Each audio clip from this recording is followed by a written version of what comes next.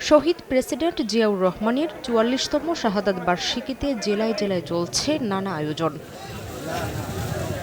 জাতীয় ও দলীয় পতাকা উত্তোলন, শোক র্যালি শেষে জিয়াউর রহমানের প্রতিকৃতিতে পুষ্পস্তবক অর্পণ করেন দলীয় নেতাকর্মীরা। আলোচনা সভা শেষে তার আত্মার শান্তি কামনা করে মোনাজাত করা হয়। এ সময় বক্তারা জিয়াউর রহমানের দর্শন ধারণ করে মানুষের কল্যাণে নিবেদিত হতে নেতাকর্মীদের প্রতি আহ্বান জানান। বৈষম্যহীন একটা বাংলাদেশ গড়ার লক্ষ্যে শহীদ রাষ্ট্রপতি জিয়াউর রহমানের আদর্শে অনুপ্রাণিত হয়ে আগামী দিনে ঐক্যবদ্ধ হয়ে আমাদের কাজ করতে হবে। এছাড়া দিনটি ঘিরে আয়োজন করা হয় বিনামূল্যে চিকিৎসা সেবারও। বিভিন্ন জায়গায় দুস্থদের মাঝে খাবার বিতরণ করেন বিএনপি ও এর সহযোগী সংগঠনের নেতাকর্মীরা। বিতরণ করা হয় ফলদ গাছও। জিয়াউর রহমানের দেশপ্রেম, সাহসিকতা ও আত্মত্যাগ নিয়ে নেতাকর্মীদের কাজ করার আহ্বান জানান বক্তারা।